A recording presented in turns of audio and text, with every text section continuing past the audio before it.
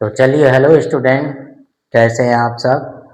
आशा करता हूँ अच्छे होंगे, स्वस्थ होंगे और आप सभी की प्रैक्टिस बहुत अच्छी तरह चल रही होगी और साथ में आप अपने डिक्टेशन का अनुवाद जरूर कर रहे होंगे ताकि आप अपनी गलतियों को सुधार सकें, उसे समझ सकें कि क्या गलती हो रही है ना। तो चलिए, इसी के साथ हम अपनी आज की क्लास शुरू करते हैं। 100 शब्द प्रति मिनट गति, दीपक प्रकाशन से। चलिए, रेडी, स्टार्ट। सभापति महोदय, हमारी सरकार ने जिस प्रकार से अपनी विदेश नीति का संचालन किया है उसकी मैं सराहना करता हूँ। विदेश नीति की पहले कुछ लोगों ने आलोचना की थी और भी कुछ लोग आलोचना करते हैं। पिछले 3 वर्षों से यह नीति सफल होकर हमारे सामने आई है। इसकी सफलता की प्रशंसा हमारे देश में ही नहीं अपितु विदेशों में भी हो रही है। मैं भारत सरकार की विदेश नीति का हार्दिक समर्थन करता हूँ।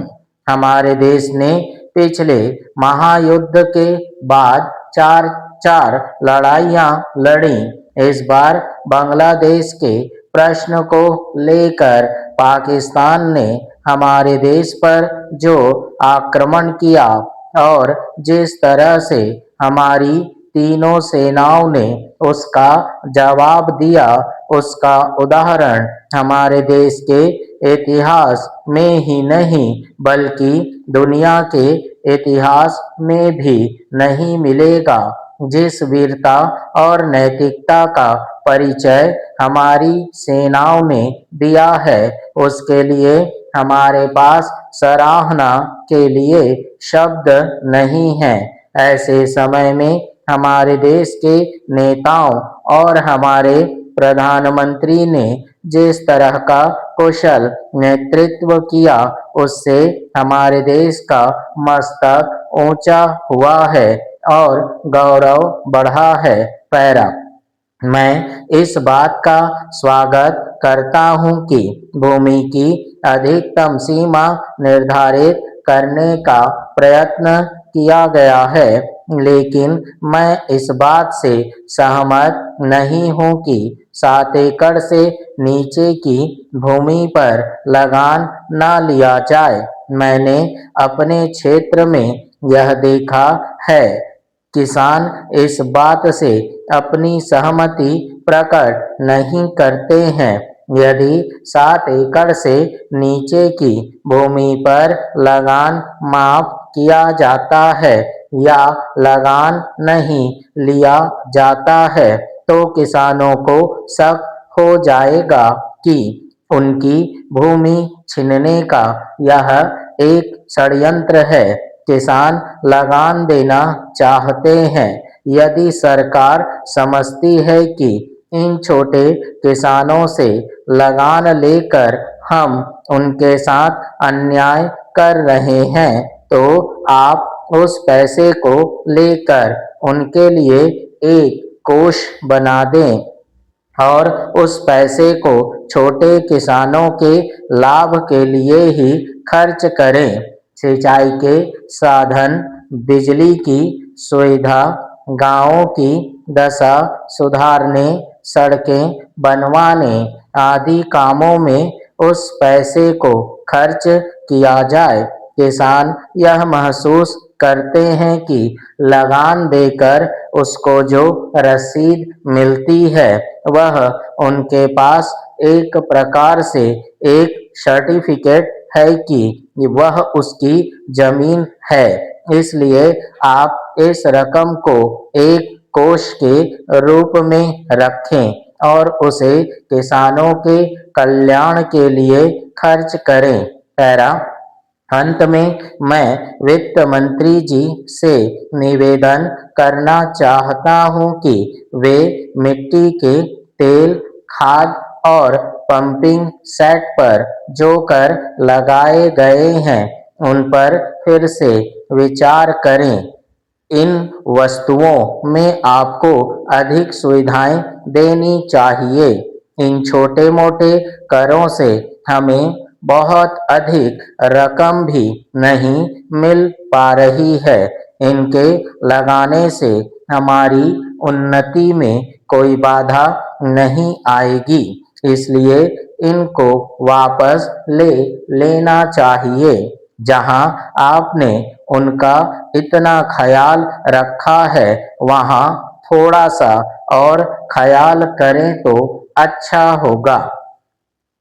ठीक है, तो चलिए ये रहा हमारा पहला डिक्टेशन, 100 शब्द प्रति मिनट गति, है ना। तो चलिए अब हम अपना दूसरा डिक्टेशन करते हैं। Ready, start. सभापति महोदय, अभी खाद्य स्थिति के ऊपर जो बहस चल रही है उसी से संबंधित दो बातों की ओर मैं मंत्री जी का ध्यान खींचना चाहता हूं। अभी हाल में ही मैं अपने जिले में गया था। यद्यपि चारों ओर इस बात की बहुत चर्चा है कि इस बार बहुत अच्छी फसल हुई है, लेकिन हमारे जिले में वर्षा बहुत देर से होने के कारण वहां पर फसल बहुत कम हुई है। इसलिए अगला जो वर्ष आ रहा है उसमें वहां पर खाने पीने की बहुत परेशानी होगी। मंत्री जी इसके लिए तैयार रहें और वहां पर जिस सहायता की आवश्यकता हो, जिस अन्न की आवश्यकता हो, मंत्री जी उसके उपाय करें।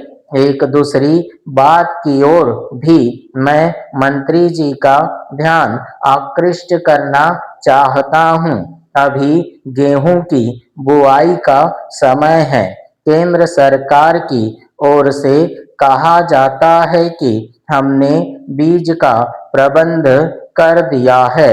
जहां तक मैं अपने जिले के लोगों से बात कर पाया, सभी ने यह बताया कि उनको यह परेशानी है कि उनको गेहूं का बीज बिल्कुल नहीं मिल रहा है और इसीलिए इन बातों की ओर मैं मंत्री जी का ध्यान दिलाना चाहता हूं। पैरा, जहां तक खाद्य स्थिति का प्रश्न है, आज भी इस संबंध में स्थिति बहुत अच्छी नहीं है। खाने पीने का सवाल ही किसी देश या व्यक्ति के लिए पहली चिंता का विषय होता है। अभी तक हमारा देश इस पहली चिंता के विषय से ऊपर नहीं उठ पाया है और इसीलिए बार बार इस खाद्य स्थिति के बारे में हम लोगों को यहाँ पर बहस करनी पड़ती है। यह बात आज से 2 वर्ष पूर्व कही गई थी कि अब हम लोगों ने अच्छी खेती का प्रबंध कर लिया है और उसका परिणाम यह हुआ है कि हमारे देश में इतनी उपज होनी शुरू हो गई है कि जिससे अब हमारे देश को किसी बाहरी देश पर निर्भर नहीं करना पड़ेगा। यहाँ की पैदावार से ही अपने देश का काम चल सकता है। इस तरह का आश्वासन हम लोगों को दिया गया था और कहा गया था कि हरित क्रांति हो रही है, यानी खेती में ऐसी क्रांति आई है जिसका परिणाम यह होने वाला है कि अन्न के मामले में हम लोग स्वावलंबी हो जाएंगे। लेकिन 2 वर्ष बाद फिर वही रवैया देखने में आया। पिछला वर्ष जो बीत गया है उसमें कहा गया था कि अन्न की कमी है। पहले जो कहा गया था कि अन्न का आयात समाप्त कर दिया जाएगा, उसको भुलाकर फिर अन्न के आयात की ओर ध्यान दिया गया और फिर हमारे यहाँ अन्न का आयात होना शुरू हो गया है। इस वर्ष फिर कहा जा रहा है कि हम लोगों के यहाँ बहुत अच्छी फसल हुई है, लेकिन उपज होने के बाद भी देश में खाद्य की स्थिति सुधर नहीं पाई है। इसका कारण है इस ओर भी माननीय मंत्री जी को ध्यान देना चाहिए ताकि आम जनता को राहत मिल सके। ठीक है, तो चलिए ये रहा हमारा दूसरा डिक्टेशन 100 शब्द प्रति मिनट गति, दीपक प्रकाशन से। तो चलिए अब हम अपने आने वाले ये डिक्टेशन है उसके कुछ शब्द और उसके संकेतों के बारे में जानते हैं, पढ़ते हैं। देखिए, पब्लिक स्कूल, पब्लिक कैसे लिखेंगे? ये क्या बना? पब्लिक, सिर्फ पब्लिक, लेकिन आपको यहाँ क्या बनाना है? Public school. ठीक है।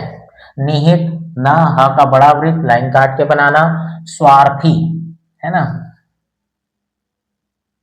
स्व का बड़ा वृत्त, र और थ, ई की मात्रा, स्वार्थी। मुट्ठी भर, मुट्ठी भर। प्रीवी पर्स, ठीक है, तो ये प्रीवी और इस पे पर्स, पा मेरा का आंकड़ा, प्रीवी पर्स। राजकुमारों, ठीक है, हम क्या कर सकते हैं यहाँ पर? राजकुमार, ओ की मात्रा दे दो, ऐसा खड़ा तो का में लगा समझेंगे हम। कुमारों। संविधान, स का वृत्त, व धा में ना का आंकड़ा, संविधान। नफरत, है ना, तो इसको पूरा पूरा बनाइए। नफरत, या आंकड़ा लगा दो यहाँ पर, र में त का आंकड़ा लगा दो, या आप इसे पूरा बना लीजिएगा, देख लीजिएगा। स्वर्ग, ठीक है, स्व का वृत्त, र और ग, क्या बना? स्वर्ग। उतर कर, लाइन काट के उतर, ठीक है, त में र का आंकड़ा लगाएंगे और क में र का आंकड़ा, क्या किए? त में र का आंकड़ा उतर और कर करके, है ना, उतर कर। ठीक। संस्कृति, स का वृत्त, फिर एक स का वृत्त बनाएंगे पास में ही, का मेरा का आंकड़ा, है ना, और यहाँ पर क्या करेंगे? लाइन काट देंगे, तो संस्कृति। ताको लक्ष्य, ल छ य, लक्ष्य, लक्ष्य बोला तो बहुवचन के लिए बिंदी लगा दीजिए। लोक सेवा आयोग, लोक सेवा, ठीक है, अब आयोग के लिए ग से काट देंगे तो लोक सेवा आयोग, ठीक है।